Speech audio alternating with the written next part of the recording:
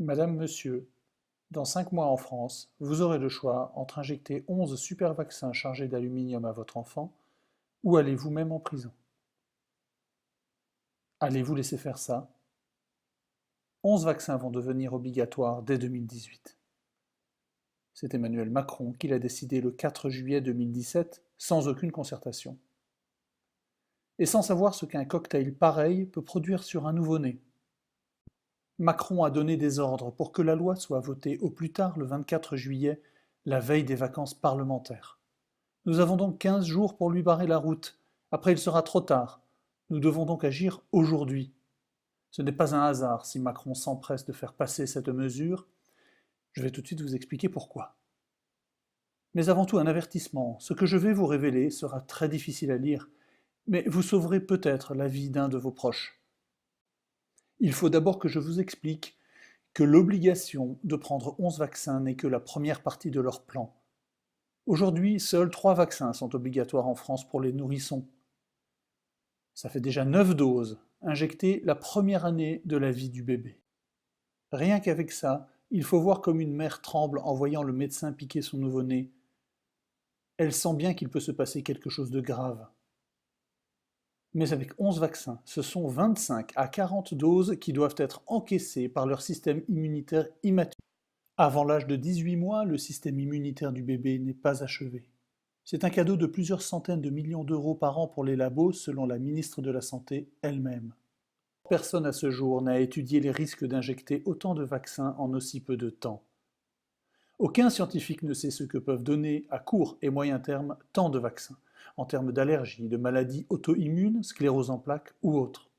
Le docteur Jean-François Saluzzo, directeur de production des vaccins viraux chez Sanofi, avoue lui-même: on ne sait pas comment marchent les vaccins.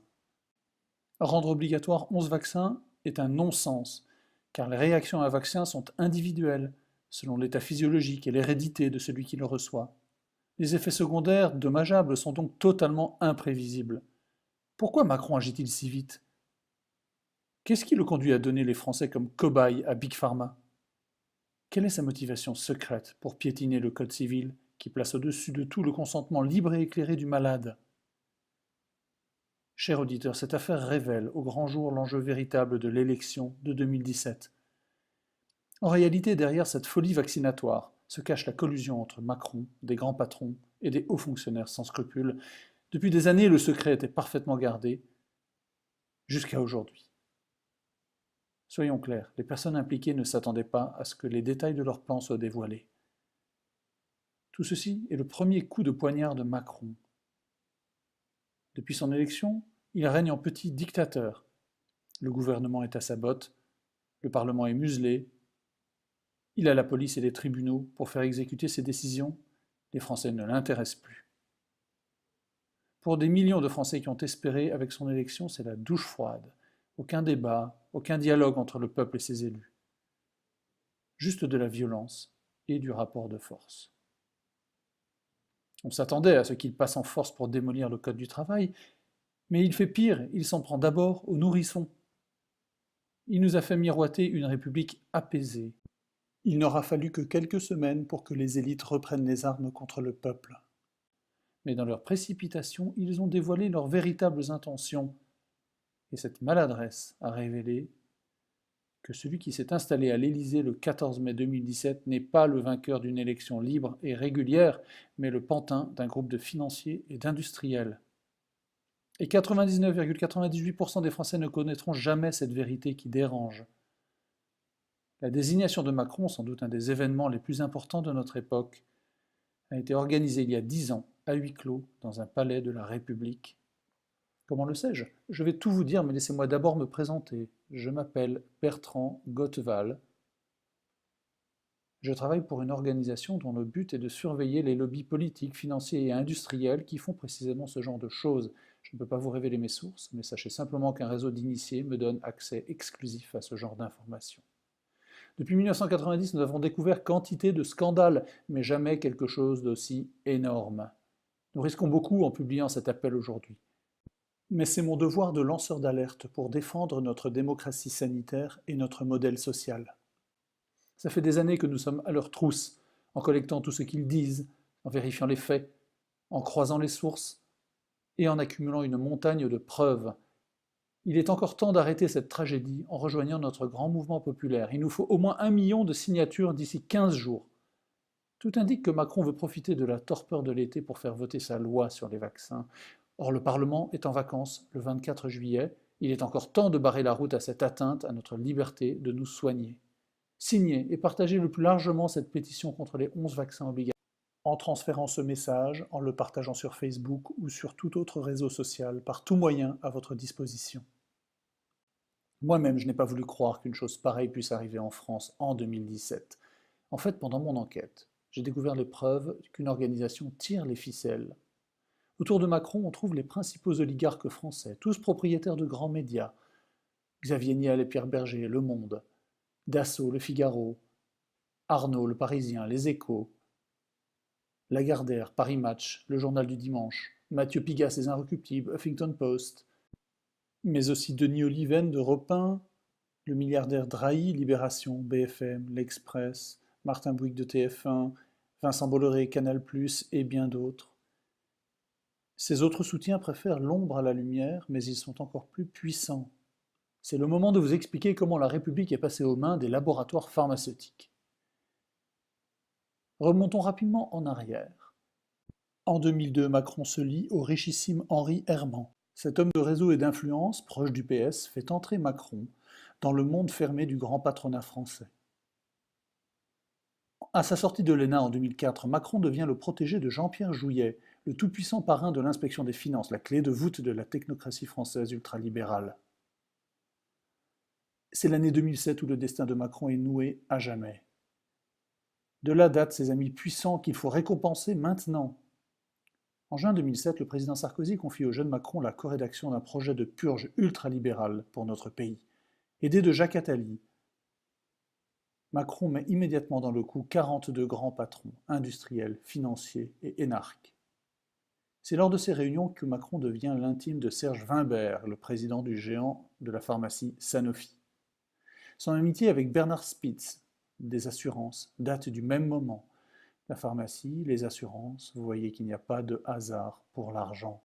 Parce qu'avec leur plan de privatisation de la Sécu, on leur promettait d'empocher 10 milliards d'euros dans un premier temps. Oui, un 1 suivi de 10 zéros. Nous savons comment l'histoire s'est terminée à l'époque. Ces plans ont été tués dans l'œuf début 2008, et les amis de Macron n'empochèrent pas leurs gains, mais ce n'était que partie remise. Cet échec n'a pas découragé Macron. Au contraire, son goût pour le pouvoir et l'argent est devenu insatiable. En 2008, grâce au puissant Weinberg, Macron entre dans le sein des saints de la haute finance internationale, la banque Rothschild. Chez son nouvel employeur, Macron prend soin des intérêts du groupe pharmaceutique américain Pfizer, au détriment de notre champion français Danone. Je saute d'autres épisodes effarants quand il était au ministère de l'économie. À chaque étape de sa campagne présidentielle, j'ai reconnu la main de tels magnats de la presse, de tels financiers, ou de tels marionnettistes du pouvoir. Ils ont tous fait la carrière de Macron, avec son approbation, pleine et entière. Et tout au long de ces 10 dernières années, ces hommes étaient présents à chaque étape de son ascension vers le pouvoir, pour bouger les pions sur l'échiquier du pouvoir, pour écarter les gêneurs sur son chemin, Mélenchon, Le Pen, Hamon, Fillon, sachant qu'en 2017, une fois le prince héritier à l'Élysée, il leur renverrait l'ascenseur. Exactement. En échange de l'Élysée sur un plateau d'argent, il leur confierait les clés du système de santé français, avec d'immenses profits à la clé. Le jackpot pour les labos. Et pourquoi se priverait-il? Les caisses de l'État sont ouvertes pour eux. La combine a parfaitement marché, c'est l'heure d'empocher les bénéfices. Avec la vente forcée des nouveaux vaccins, on entend déjà les bouchons de champagne sauter dans les bureaux des labos. Mon expérience m'a montré que les amis d'Emmanuel Macron sont rusés et dangereux. Ce sont des hommes de l'ombre, hauts fonctionnaires, banquiers, industriels, grands patrons, on trouve même des responsables syndicaux. Ils ont placé des personnes de confiance au poste clé. Le président du comité de vaccination, le professeur Fischer, très lié au laboratoire Sanofi, dont il a reçu en 2013 le prix Sanofi Pasteur, la ministre de la Santé, Agnès Buzyn, qui a déclaré dans Le Parisien que les industriels allaient gagner de l'argent avec cette mesure. Elle parle de 110 à 120 millions d'euros par an, La réalité est plus proche de 300 millions d'euros par an. Elle était au conseil d'administration de 2 laboratoires très impliqués dans les vaccins, Novartis, Bristol Myers Squibb, et à ce titre grassement payé de 2009 à 2011. Le propre directeur de cabinet du ministre de la Santé, Gilles de Margerie, était jusque-là un des patrons du groupe privé de protection sociale Humanis, ce qui n'a rien pour rassurer sur l'avenir de la Sécu. Certains ont été démasqués et ont dû quitter la scène, comme le cardiologue Jean-Jacques Mourad, un des initiateurs du programme santé d'Emmanuel Macron, qui avait bénéficié de nombreuses prestations du laboratoire Servier. Partout où on se tourne, on trouve la main de Big Pharma chez Macron. Leur habileté est diabolique, ils passent en force, ils infiltrent la République, ils utilisent tous les moyens de l'État pour parvenir à leurs fins. Et c'est eux qui accusent leurs contradicteurs d'être des extrémistes, des fanatiques, des excités. Ne vous laissez pas faire, signez et faites signer d'urgence la grande pétition. Car les vrais fous furieux sont au gouvernement. L'autoritarisme d'Emmanuel Macron devient inquiétant pour la liberté dans notre pays. Même les médecins changent d'avis. Là, ça fait trop de vaccins, entend-on dans les réunions locales. Le conseil scientifique du CNGE a fait connaître son point de vue. Il n'y a aucun élément scientifique pour attester que cette mesure aboutisse à une meilleure protection, notamment pour les enfants. Il est à craindre que son caractère autoritaire renforce la défiance et la suspicion d'une partie de la population. On ne saurait mieux dire. Où sont donc les forcenés? Ils sont dans les palais de la République, à comploter pour vacciner tous les nourrissons contre l'hépatite B, quitte à provoquer la sclérose en plaques. Sont-ils au courant que ce 21 juin 2017, Sanofi a été condamné par la Cour européenne de justice pour avoir provoqué la mort par sclérose en plaques après une vaccination contre l'hépatite B? Sans parler des conséquences dramatiques de l'aluminium, du brome ou du mercure contenus dans les vaccins pour humains. Les animaux sont mieux traités, on a déjà retiré ces poisons des vaccins vétérinaires. Et Macron exige que vous obéissiez aveuglément aux injonctions des autorités, même si cela implique d'empoisonner vos enfants, même si ça provoque des maladies encore plus graves. Égard aux parents récalcitrants, des administrations menaçantes se tiennent prêtes à retirer leurs enfants s'ils refusaient la tyrannie vaccinale du gouvernement. Il nous faut un sursaut démocratique. La ministre de la Santé est pressée, elle veut contourner la décision du Conseil d'État qui lui impose de mettre en place dans toutes les pharmacies de France le fameux vaccin DTP, avant le 8 août 2017. Une seule solution, faire voter en plein été une loi imposant les 11 vaccinations. Nous allons lui barrer la route. Emmanuel Macron n'a pas le droit de démolir la confiance à peine reconstituée. C'est pourquoi nous devons être les plus nombreux et le plus vite possible pour faire reculer Macron avant les vacances parlementaires le 24 juillet. Les prises de conscience individuelles sont importantes, mais face aux forces de l'argent qui ont porté Macron au pouvoir, elles ne pèsent rien. Il faut une action citoyenne groupée et faire monter au maximum le compteur de notre pétition. N'ayez aucun doute, aucun gouvernement ne résiste à la pression populaire. La tentation de passer en force fléchira face à notre mobilisation. Je ne demande rien d'autre de votre part que d'ajouter votre nom à la liste des opposants à l'injection forcée des 11 vaccins. En 24 heures, plus de 100 000 personnes ont signé cette pétition. C'est un tsunami qui se lève en France. Si vous partagez cet appel à 10 personnes autour de vous, demain, nous serons 1 million. Et là, nous renverserons la table. Signez pour vos enfants, vos petits-enfants, pour que notre pays ne tombe pas entre les mains de Big Pharma. C'est notre dernière chance de rétablir une république impartiale et exemplaire, sinon dans moins de 3 semaines.